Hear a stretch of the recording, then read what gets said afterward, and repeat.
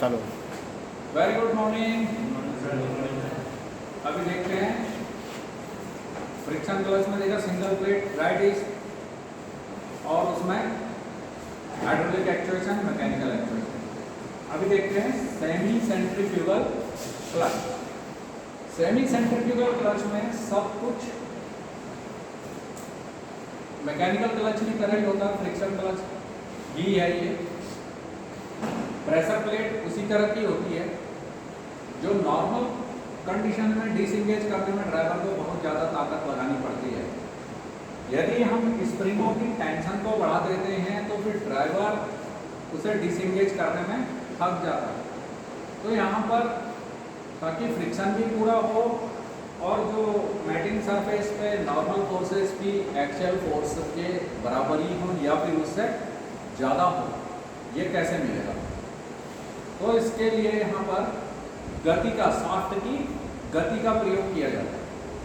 Pressure plate हमने देखा, pressure plate कहाँ फिट थी? फ्लाई व्हील पे। इंजन जिस आरपीएम पर चल रहा है फ्लाई व्हील उसी आरपीएम पर चल रहा है, इसीलिए फ्लाई व्हील के पास ही क्रैंक सेंसर लगा है। ठीक है, तो इसमें क्या कर रखा है कि प्रेशर प्लेट तो इसी तरह की है, कन्वेंशनल टाइप की, जैसे इसमें समान दूरी पर 3 फिंगर हैं। इसी तरह से इस प्रेशर प्लेट में समान दूरी पर 3 लीवर और उनके साथ एक वेट लगा दिया। जब भी कोई वस्तु अपनी धुरे पर घूमती है तो उसके कारण क्या होता है? एक सेंट्रीफ्यूगल फोर्स पैदा होता है, जनरेट होता है। जैसे जैसे स्पीड बढ़ती रहती है, सेंट्रीफ्यूगल फोर्स की जो मान है वह गति के वर्ग के समानुपाती होता है।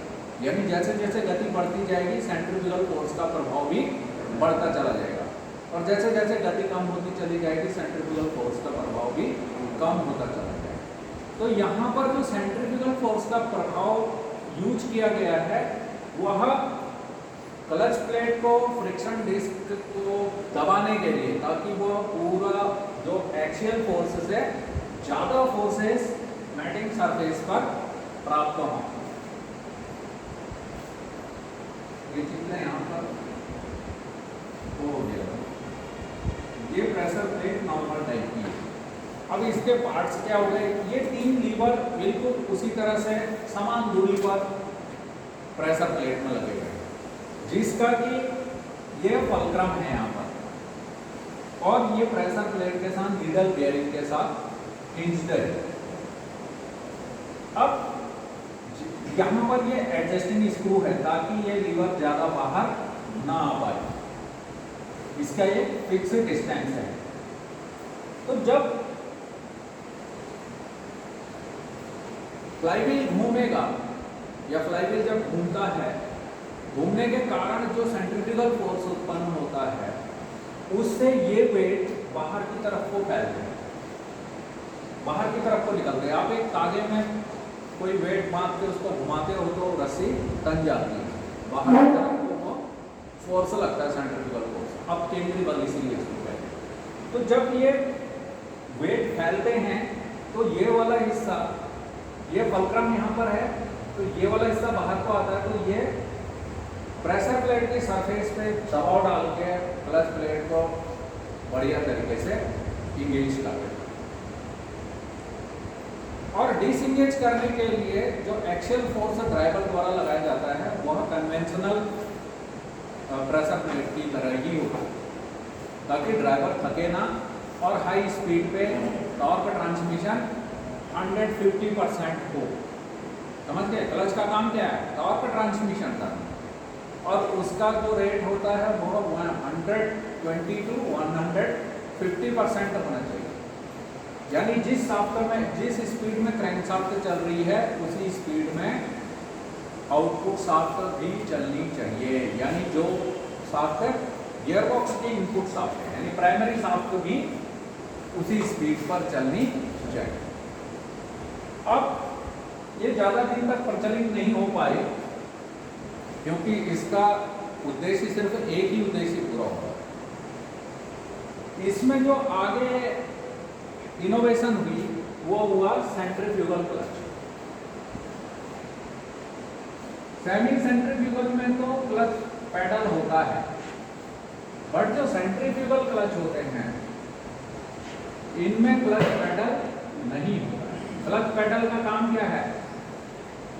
ड्राइवर द्वारा जो फोर्स लगाया जा रहा है उसको प्रेशर प्लेट तक ट्रांसमिट करना उसका काम, और वही बल जो ड्राइवर बार बार लगाता है उसके कारण ही उसे थकान होती है, और जब ड्राइवर थक जाता है तो एक्सीडेंट की संभावनाएं बढ़ जाती है।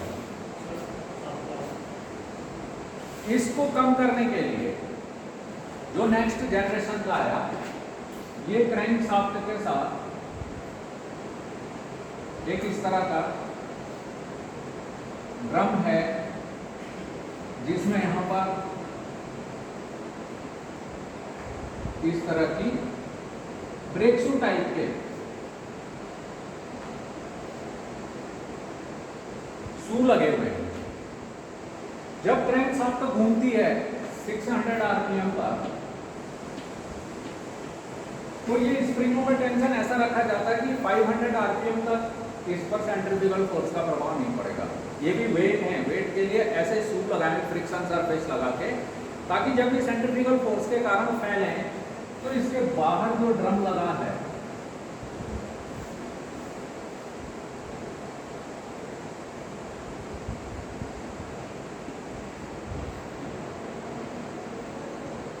ये इसको पकड़ ले। अब जैसे आरपीएम 500 आरपीएम से ऊपर जाता है तो ये वेट फैलते हैं और फैलकर इस ड्रम को पकड़ लेते हैं, और इस शाफ्ट की जो ड्राइव है वह इसको ट्रांसमिट हो जाती है। इस तरह से सेंट्रीफ्यूगल फोर्स यानी सेंट्रीफ्यूगल क्लच इस तरह से कार्य करता है। ये यहाँ पर जो स्प्रिंगों का टेंशन है वो ऐसा रखा जाता है कि ये 500 आरपीएम से जैसे ही आरपीएम बढ़ेंगे, इंजन की गति बढ़ेगी या तभी फैलना शुरू होंगे, और ये पूरी तरह से फैलकर इस ड्रम को पकड़ लेते हैं और ड्राइव ट्रांसमिट होना शुरू होता है। यह सबसे इजी क्लच है। इसका प्रयोग मशीनों में किया जाता है। अभी ऑटोमोबाइल में इसका प्रयोग कम हो गया है, अब इसका प्रयोग मशीनों में अभी भी हो रहा है, फिटर के लिए विशेष तौर पर। ठीक है, तो इसमें क्या होता है कि इंजन को स्टार्ट, गियर में भी इंजन स्टार्ट रह सकता है। गाड़ी को गियर पोजीशन को न्यूट्रल करने की आवश्यकता नहीं है।